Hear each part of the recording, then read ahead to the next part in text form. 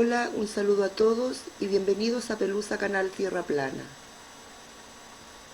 Hace un tiempo atrás yo les comenté en un video que yo cuando era chica me criaron entre mis padres biológicos y mis abuelos por parte de mamá, mis abuelos maternos. Bueno, dentro de todas estas historias que yo les he contado, de las experiencias, de estas experiencias fuertes que he tenido en mi vida, fuertes por lo negativas que han sido, tengo que contarles también que mi vida ha sido muy de contrastes, porque las vivencias positivas que me ha tocado experimentar en la vida han sido el otro extremo.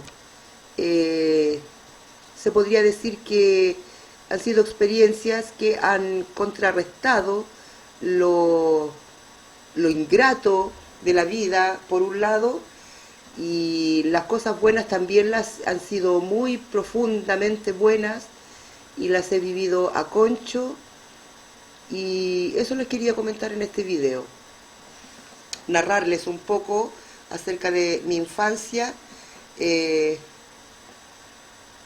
desde el lado amable de la vida, digamos. Hace un tiempo atrás yo les comenté que mi abuelo fue un reconocido ganadero de la séptima región del Maule, aquí en Chile. No era de los más ricos, pero sí se podría decir que era rico porque, como les conté, tenía miles de cabezas de ganado, sobre todo vacunos y ovejas. Entonces, también les comenté que una vez que mi abuelo ya dejó de criar animales, se compró un fundo, porque siempre los arrendó para poder tener talaje para sus animales, y al último, se podría decir que cuando ya entró en la tercera edad, con la plata que él tenía de la venta de sus animales, la fue juntando y se compró un fundo muy bonito, hermoso. Ese fundo era un verdadero paraíso. Yo me recuerdo que varios veranos fuimos para allá. Yo tenía más o menos 8, fuimos a los 8, 9, 10, 11, 12 años, porque antes de esa edad mi abuelo tenía medieros en el fundo, tenía 3 medieros, porque el fundo era grande, entonces cada mediero eran familias que vivían ahí y trabajaban la tierra, y el producto de las cosechas era a medias, mitad para quien lo trabajaba y la otra mitad para el dueño del terreno, es decir, para mi abuelo. Entonces, hasta donde yo tengo recuerdo, no sé si cuando era más chiquitita me llevaron, pero hasta donde yo tengo recuerdo, yo tenía 7, 8 años y nos llevaban en el verano a las cosechas. Como les digo, era un fundo hermoso, todo a la antigua, no había nada de lo que existe ahora para cultivar los campos, para cosechar, nada de eso. Yo tuve el privilegio de estar en trillas a yegua, de las verdaderas, no de esas para la foto como ahora, no, de las verdaderas, incluso con cantora incluida. La verdad es que fueron momentos hermosos de mi vida, sobre todo por el contacto con la naturaleza. A la casa donde nosotros llegábamos era una casa de adobe, que le llamaban la casa del Bajo, porque estaba justo a los pies de un cerro, y esa casa era muy antigua, tenía una escalera de madera para la entrada porque estaban hechas sobre un cimiento más o menos de 1 metro, entonces la puerta quedaba muy arriba para entrar y tenía una escalera que iba de más a menos para subir a la entrada por la puerta principal. Bueno, antes la gente no... Eran casas así, con los materiales a la vista, no tenían mayores terminaciones, pero eran casas muy estables, muy por el hecho de que eran unas murallas casi de 1 metro de ancho. Entonces eran casas muy viejas pero firmes, con buenas maderas, buenas vigas, pero la casa estaba muy cargada de recuerdos, muy cargada de recuerdos. Se sentía en el ambiente, pero nada malo, porque esa era la casa donde vivió mi familia unos años. Yo me recuerdo que era una casa quinta. Alrededor de la casa estaba lleno de árboles frutales. También había muchos tipos de flores con distintos aromas, azucenas, rosas, había camelias, había muchos tipos de flores de distintos colores. Habían parrones que se deslizaban por el suelo, que daban unos racimos de uva que fácilmente podían pesar 2 o 3 kilos. Y estaba ahí la fruta botada prácticamente en abundancia. Había de todo lo que se puede imaginar en cuanto a árboles frutales. El aroma era embriagador. Es como inexplicable un lugar así, la sensación que se siente por los aromas de la fruta, una mezcolanza que había en el aire. En ese momento era embriagador, como que a uno se le quitaba hasta el apetito, porque solo el aire ya era como un alimento.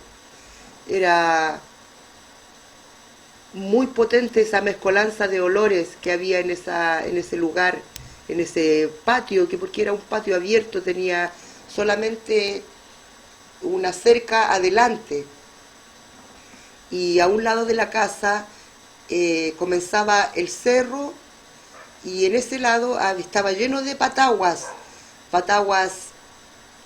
antiquísimas por el porte y por los troncos que habían, y todo eso cubría de sombra una parte de la casa, y el resto eran los árboles frutales los que le daban sombra a ese lugar, y para atrás ya estaba más despejado. Más o menos a una cuadra había un estero a donde nos íbamos a bañar, y yo me recuerdo que las calles que habían para llegar a los campos eran todas calles de tierra, habían pocas calles para transitar, es decir, de que a veces para llegar a un lugar había un solo camino y no había otra opción que seguir ese camino, por más culebrero que fuera, o aunque se diera una vuelta inmensa, inútil. Así era, en ese tiempo así era. No se podía andar en vehículo hasta ciertos lugares, el resto había que andar a caballo si uno llevaba peso. Eran lugares que aún no estaban intervenidos por la mano del hombre, digamos, porque lo único que había ahí eran las casas antiguas, el resto estaban todas rodeadas de campo que cultivaban. Entonces a nosotros nos llevaban siempre para allá. Yo lo pasaba muy bien porque como venían familiares de Santiago, porque aparte de ir a trabajar era un verdadero veraneo, eran tantas personas las que íbamos que nadie trabajaba tanto. En esos viajes, en esos momentos de vacaciones, yo me sentía libre, me sentía feliz, porque como yo les conté que mi papá me agredía físicamente y me trataba mal verbalmente también, no con groserías, pero era bien humillante conmigo, yo eso se los conté. Entonces en estos paseos nada de eso pasaba. ¿Por qué? Porque íbamos muchos familiares, entonces no había tiempo para que mi papá me retara o me tratara mal, no pasaba eso. Así que imagínense, yo feliz, teníamos amigas allá que cuando salíamos del colegio nos llevábamos la hora de ir para el campo para ver a nuestras amigas. Era todo muy a la antigua, no había luz en ninguna casa, la cocina quedaba apartada de la casa, también eran de adobe, pero tenían por los lados tenían celosías por los lados para que saliera el humo. Me recuerdo, muchas actividades de campo. Hacíamos dulce de mora, íbamos a recolectar moras con mis hermanas, con mis primas, mis primos, y llegaba una camioneta a comprar mora. Seguro para venderlas a fábricas que hacen mermeladas, entre otras cosas. Y aparte nosotros nos hacíamos una platita. Bueno, los almacenes, era una odisea cuando había que ir al almacén, que la gente del campo decía, ahí a la vuelta queda el almacén, y resulta que el almacén quedaba como a 3 kilómetros. Entonces cuando iba alguien al almacén, todos le encargaban, porque eran escasos los almacenes y también nunca había de todo, pero lo esencial siempre había. Entonces yo viví esos veranos en el campo verdadero, yo viví el campo. Tomábamos agua del estero porque el estero era transparente, se veían las piedras, pasaban algunos pececitos, era el agua cristalina, nada contaminado, como ahora. Y la pureza que había en los campos en esos años se notaba a compararlo con ahora. Bueno, quizás debe ser porque el campo estaba realmente, este fundo estaba ubicado en un lugar de campo. Le estoy hablando del sector Ligüeno, así se llama el sector, Ligüeno Norte, Ligüeno Sur, aquí en la séptima región. Era un fundo muy hermoso. Yo me recuerdo cuando hacían trillas, nos íbamos con mi mamá, con varios familiares. Como les digo, ahí habían huellas, los vehículos no llegaban a cualquier parte, entonces cuando nos tocaba ir a una parte más alta del fundo, porque eran como algunas lomas tenía, y una parte de cerro y otras partes planas. La mayoría era plano, pero a veces había que subir lugares con todo el equipamiento para la trilla, y todo se hacía a caballo o caminando porque quedaba cerca, pero para el peso había que ir a caballo. Y nosotros llevábamos algunas cosas y todos cooperaban. Lo pasábamos muy muy bien. Hacíamos mermelada de mora, después que recolectábamos, vendíamos y recolectábamos para hacer mermelada, para tener para el consumo los días que íbamos a estar ahí, que en realidad nunca fueron menos de 2 semanas. A veces estábamos un mes completo y hacíamos distintas actividades, como por ejemplo también hacíamos harina tostada, existían las callanas, que era una fuente, digamos, alargada, rectangular, bien alargada, más o menos como de unos 80 centímetros, que era una fuente metálica pero rústica, así hecha en forma rústica, con un palo a continuación, que ese palo la firmaba, es como un sartén, pero en vez de redondo era una fuente alargada y rectangular. Entonces nosotros echábamos el trigo ahí, y porque los grandes nos enseñaban y nosotros lo hacíamos éramos chicas, pero mis primas eran de 12, 13, 14 años, mis primos 15, 16, entonces ellos estaban a cargo de que nosotros no nos pasara nada a las más chicas, que éramos yo y mis hermanas.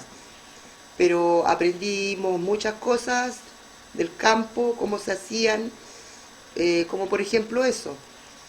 Entonces la callana se amarraba arriba, había un alambre y para uno no llevarse el peso, obviamente, y tomarla de la asa, del mango, y abajo había fuego, entonces uno iba moviéndola y se iba moviendo el trigo y así no se iba quemando. Después de eso se molía en piedra de moler, habían unas piedras que tenían su forma, bueno, no lo puedo explicar aquí, pero se echaba el trigo en esa piedra y con otra piedra, que era una piedra muy que ya estaba alisada, era para eso, la habían alisado para eso, ahí había que tener fuerza. Eso lo hacían los hombres. Molían la harina y hacíamos ulpo o agua con harina, que a todos les gustaba, era lo mejor para la sed.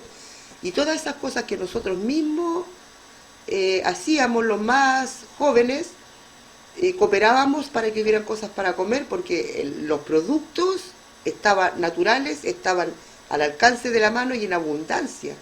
Entonces hacíamos distintas mermeladas y nos preparábamos para ir a la trilla. Así que llevábamos, cuando era el momento de la trilla, íbamos todos acarreando cosas, otras cosas se acarreaban en los caballos y era un verdadero acontecimiento. No eran trillas tan grandes, se podría decir, no era tanta la cosecha, porque no era solamente trigo el que plantaban, eran distintas cosas. Pero lo más divertido era la trilla, porque llegaba gente de varios lados, todos cooperaban con sus caballos. La gente del campo sabe cómo hacerlo, nosotros observábamos, para mí era un espectáculo hermoso a esa edad ya, y para todos los que veníamos de afuera de la ciudad, estábamos encantados con eso. Por eso iban siempre al campo, porque se veían cosas que ya en esos momentos estaban cambiando. Por ejemplo, en esos momentos ya habían empezado a salir las máquinas trilladoras y bueno, ya a estas alturas ya se perdió esa tradición tan hermosa. Así que yo tuve el privilegio de vivirlo, de estar ahí, de vivir, de compartir con la gente, aunque fuese una niña. Ahí todos lo pasaban bien.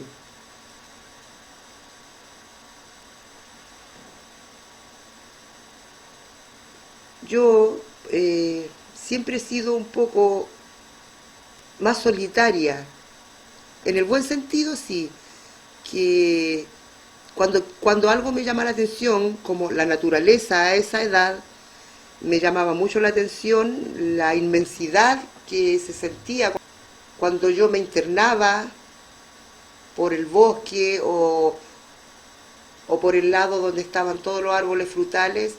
A mí me gustaba ir sola, porque esa sensación de inmensidad y de comunicación con la naturaleza, nadie me la interrumpía. Es decir, iba con mis hermanas, íbamos a jugar, pero me gustaba después que jugábamos, iban a tomar once, yo iba sola así, como que no quiere la cosa, y me ganaba por largo rato debajo de los árboles. Es inexplicable la sensación. Yo cuando hacía eso, yo buscaba, en el fondo de todo yo buscaba respuestas, porque como lo pasaba mal en Talca, y ahí era algo muy acogedor para el espíritu, ese lugar era mágico, entonces yo decía, wow, aquí puede haber respuestas en este silencio, y en el fondo estar ahí contemplando era una forma de comprender las cosas. La naturaleza a uno le responde, a ver, le brinda lo que uno necesita en ese momento. Así es. Y es algo tan importante el contacto con la naturaleza en los seres humanos, sobre todo hoy en día, que yo le recomiendo a la gente que salgan fuera de la ciudad. Solamente basta eso. No se preocupen si no tienen plata, para estar un rato y disfrutar realmente la naturaleza no se necesita dinero. Una persona puede tomar su vehículo e ir fuera de la ciudad y ya hay naturaleza. Yo en Talca, aquí en Talca cuando era niña, la casa donde vivíamos también era una especie de casa quinta, pero lo que más tenía eran ciruelos. Esa casa donde yo me crié, aquí en Talca, y yo me iba para atrás, rodeada de ciruelos, y ya eso bastaba para renovarse, para llenarse de esperanza. Son muchas cosas las que brinda la naturaleza cuando estamos en contacto con ella y vivimos el presente en compañía de la naturaleza. ¿Por qué lo digo? Porque hoy en día la televisión, por ejemplo, nos quiere meter la naturaleza a través de programas de televisión, lo que igual es agradable, es bonito verlo, pero jamás, nunca jamás va a ser lo mismo estar en un lugar rodeado de naturaleza, solo contigo mismo, porque en ese momento se da algo especial, que es la sincronía que tiene uno con lo que le rodea, con la madre tierra y con todo lo que de ella sale, porque nosotros somos parte de ella, somos hijos de la madre tierra, y que es un aspecto de nuestra madre espiritual, que está en el cielo esperando ser reivindicada. Así que este contacto es como que a uno le vuelve el alma al cuerpo, y ese contacto de el aquí y ahora con la naturaleza jamás, pero jamás de los jamases, va a ocurrir mirando un programa de televisión. Aunque te muestren las cosas más maravillosas, los paisajes naturales más increíbles, jamás, jamás se va a producir eso. Hoy en día se ofrecen muchas cosas. Hay gente, mira, escuchar música con los ruidos de la naturaleza, sí, es agradable, pero jamás, jamás se va a producir ese contacto del aquí, el ahora, esa sincronía que tenemos con nuestra madre tierra. Lo que se produce en ese momento no se va a producir nunca escuchando música de la naturaleza o viendo un programa donde te muestren paisajes, jamás, porque la persona está adentro de su casa frente a una pantalla. Porque esa grabación de ese pájaro que cantaba hermoso en ese momento ya sucedió. Entonces no existe la sintonía de uno con la naturaleza o con ese pájaro en el aquí y el ahora. Se pierde, no existe esa comunicación. Ir a la naturaleza, ir al fondo de tu patio donde están los árboles, es absolutamente gratis y los beneficios que tiene para nosotros son impagables. Así que yo les recomiendo internarse en la naturaleza, estar ahí en vivo, ser parte de ella. Bueno, como les iba contando, la casa donde íbamos nosotros estaba desocupada hacía muchos, muchos años. Nosotros llegamos limpiándola, adaptándola para estar ahí un mes o un par de meses. La verdad es que estábamos tanto tiempo que ya ni me acuerdo, porque yo era chica, para mí era súper largo los días y el tiempo era eterno. Era una casa de piso de tierra, porque la gente antigua, por ejemplo mis abuelos, ellos vivían en la abundancia. Mi mamá se crió en la abundancia.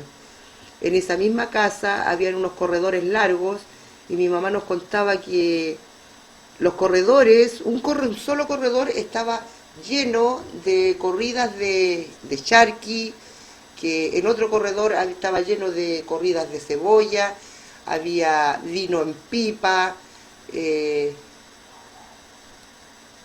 que había de todo en abundancia, carne, leche, de todo. La gente antigua era así, se preocupaba de esas cosas. Había dinero, había plata, pero no había lujos. No, no había lujos. A lo mucho podía haber una pieza con piso de madera y no se enceraban. Se rociaban en verano y se barrían, igual que el suelo. Lo que sí tenían eran buenos muebles, buenísimos muebles de maderas, de lo mejor en madera, que ahora un mueble de esos sería carísimo. Por ejemplo, tenían, yo lo digo porque todos esos muebles que ellos tenían en ese tiempo, mi abuela los tenía después acá en la casa, porque como son buenos muebles, entonces tenían de estas vitrinas altas para poner la loza, mucha loza, porque la gente antigua era de alta loza, o sea, habían cajas y cajas de loza. Era importantísimo para la gente antigua tener mucha loza en su casa. Entonces, tenía muy buenos muebles, pero los muebles no eran para tenerlos de lujo, de bonitos, los muebles eran para usarlos. Y lo que siempre hacíamos de noche era juntarnos en la cocina, porque eran cocinas grandes. Al medio se hacía la fogata y alrededor nos acomodábamos todos, así con almohadones, en un cajón, sentados. Cada cual se acomodaba lo mejor posible. ¿Para qué? Para hacer lo que se hacía en todas las casas de campo cuando llegaba la noche. Reunirse alrededor de la fogata para contar historias, bueno, un tanto oscuras, de distintas personas. Bueno, historias del tipo paranormal que se suelen contar en los campos, experiencias de distintas personas, de los alrededores o de gente ya fallecida. Y aunque nos da un poquito de miedo, son recuerdos entrañables que viví ahí. También me recuerdo que yo me iba para la pieza de atrás donde mi abuelo dormía en esos años, y a mí me gustaba hurgar entre sus cosas, como por ejemplo algunas libretas donde él anotaba sus cosas, y porque escribían con pluma y tinta, y yo veía como él anotaba de una forma muy detallada cada cosa que tenían que hacer, los mandados que había que hacer, todo era una agenda la que él tenía en un libro, era un cuaderno con las hojas amarillas, así eran los cuadernos antes, y me remontaba a otros tiempos más antiguos el leer todo eso. Y yo le preguntaba a mi abuela después, y mi abuela me contaba cosas de cuando ellos eran jóvenes, porque mi abuelo empezó con algunos animales porque de una pequeña herencia que le dejaron sus padres a él y a un hermano, y empezó con algunos animales, y como fue un hombre muy trabajador, muy perseverante y ahorrativo, él era un hombre adulto ya, pero adulto joven, y ya era rico prácticamente, tenía muchos animales. Entonces mi abuela, era fascinante escuchar las historias que me contaba ella de cuando iban a la cordillera, cuando llevaban el ganado a pastar. Las mulas se cargaban con las cosas, lo que se llevaba para allá era, no de todo, ciertas cosas como harina tostada, chocolates, charqui, entre otras cosas. Ese era el menú, frutas secas, era bien bueno el menú, bien sano. Y mi abuela me comentaba que se iban para la cordillera alrededor de 2 meses, y no era común que las mujeres fueran. Mi abuela era una mujer muy valiente y muy puesta en su lugar. Aparte de ser muy femenina y maternal, ella era la mater family, y tenía pasta para eso, porque era una persona muy noble, muy justa, se hacía respetar, pero a la vez mi abuela, como les conté, era una persona muy, muy cálida. Era un agrado estar al lado de ella. Entonces, cualquier mujer no hacía esto. Era una hazaña extraordinaria en ese tiempo lo que hacía mi abuela de ir a acompañar a mi abuelo para allá. Y iban unas como 3 o 4 personas más, porque tampoco podía ir mucha gente, porque había que tener las agallas, todos no la tenían, y aparte de que es peligroso, entonces tiene que ir la gente justa y necesaria. Así que mi abuela me contaba que cuando llegaban a la cordillera arriba, llevaban el mate con la hierba y habían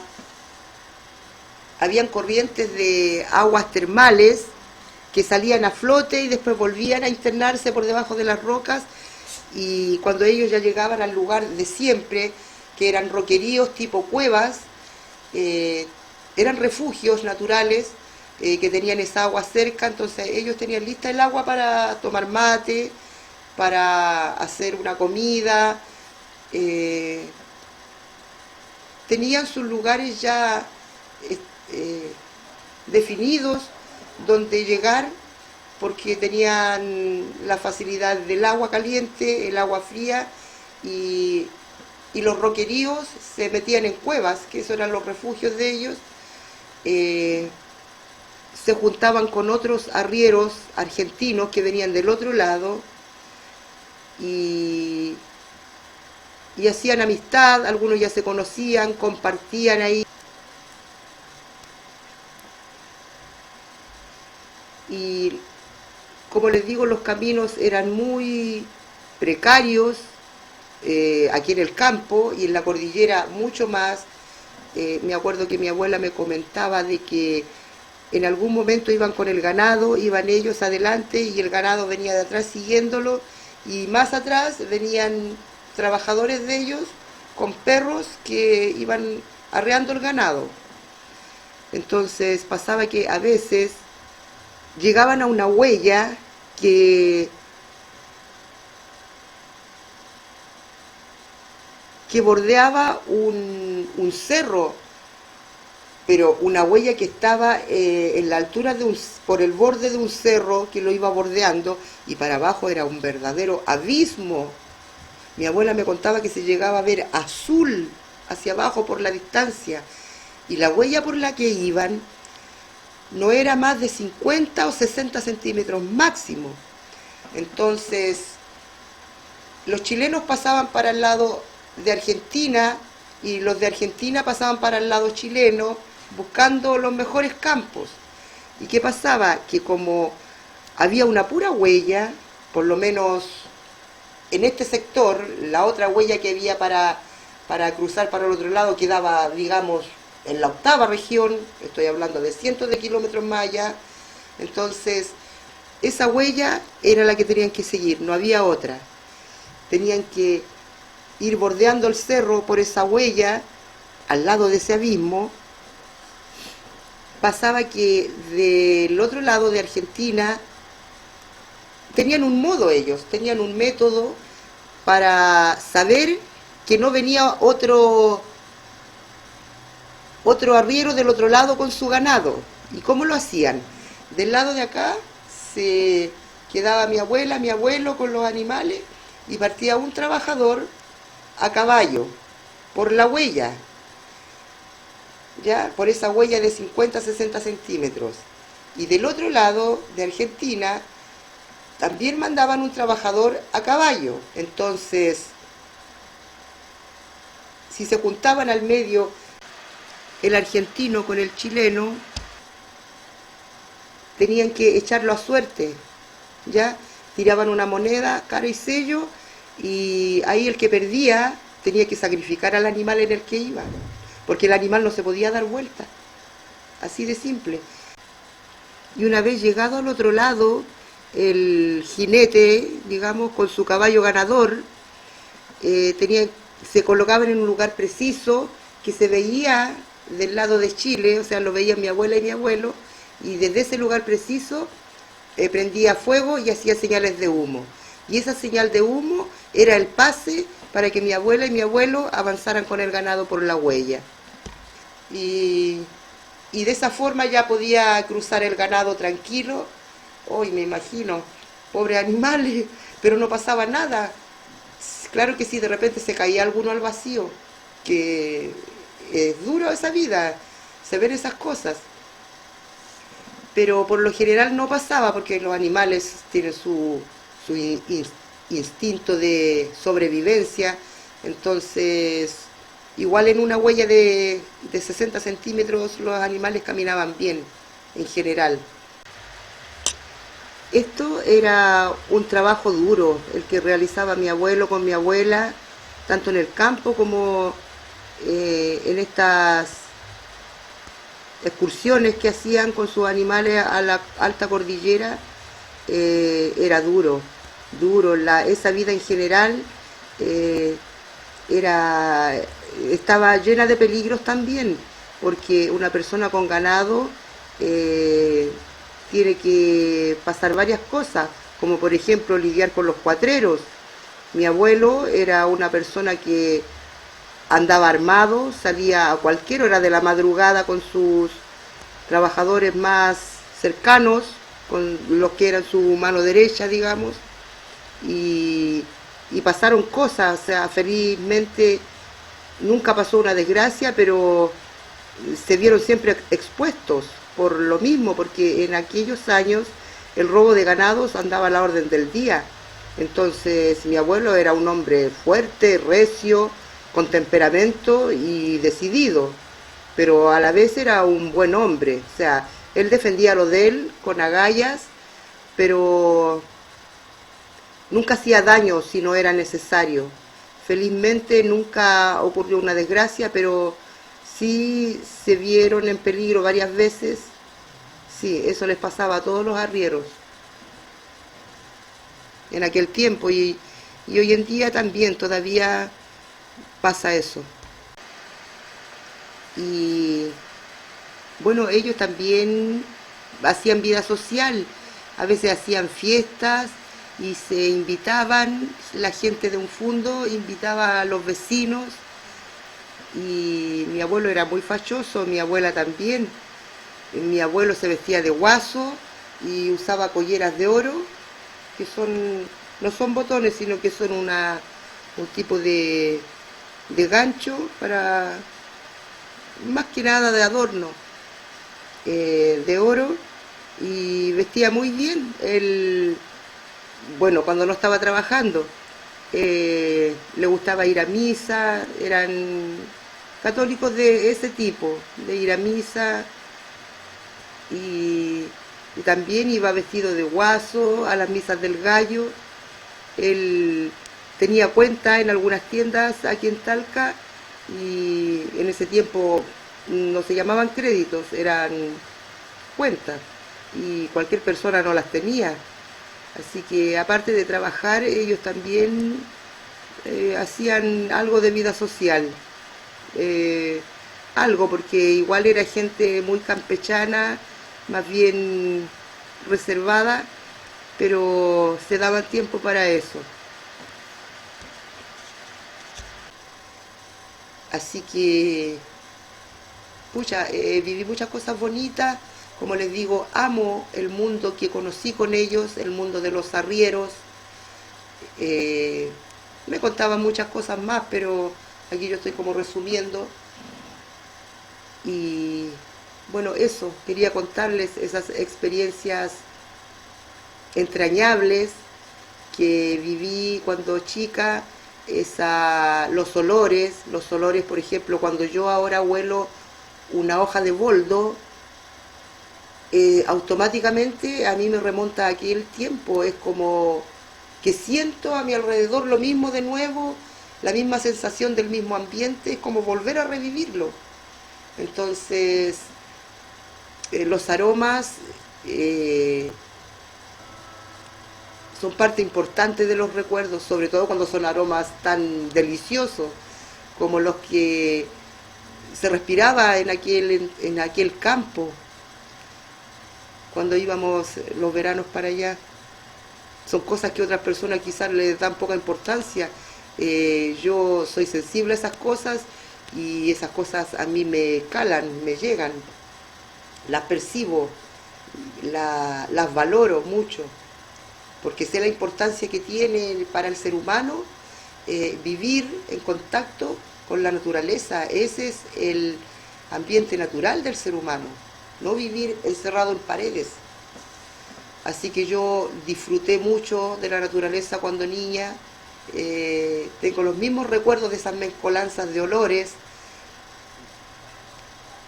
entrañables recuerdos de niña.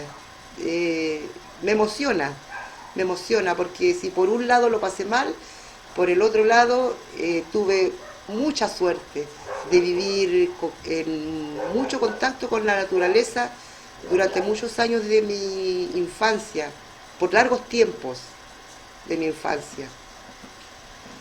Así que, bueno, eso quería comentarles en este video. Espero que les haya gustado este relato. Los voy a dejar con una canción que justamente habla de los arrieros, ¿ya? Es una canción del folclore chileno.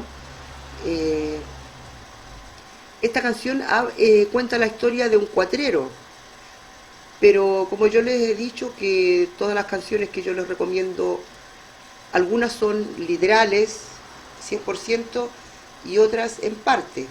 Bueno, esta canción habla de la historia de un cuatrero. Lo que pasa es que esta canción es un clásico del folclore chileno, y esta canción le gusta a todos los arrieros, de ayer, de hoy y de siempre, y la conocen, y la mayoría de los familiares de arrieros conocen esta canción, y esta es la canción del arriero chileno y del arriero argentino. Claro, obviamente pueden haber más, seguro, pero esta es como la canción simbólica del arriero aquí en Chile. Y bueno, se la dedico a todos los arrieros y a las familias de arrieros chilenos y argentinos también, y un saludo a todos ellos, en general a toda Argentina, a esta hermosa tierra que en un pasado cercano cobijó a mis antepasados antes de llegar a Chile a través de la cordillera. Y aquí los dejo con este hermoso tema de Patricio Mans. Como siempre, gracias por ver el video y nos vemos pronto.